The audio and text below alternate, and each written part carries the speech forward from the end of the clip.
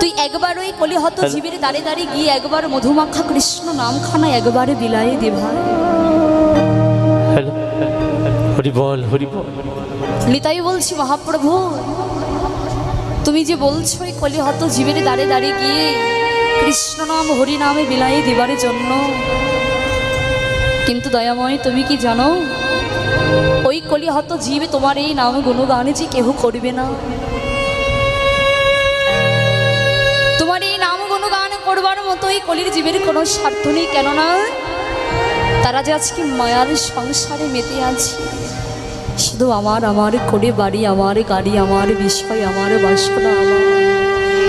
কিন্তু বাবা গো, একদিন তো নিজে ভেবে দেখলাম না আমি নিজে আমি কোথা থেকে এসেছি, আবার আমার কোথায় যেতে হবে। একদিন তো নিজে ভেবে দেখলাম না, শুধু আমার আমার করে রলাম।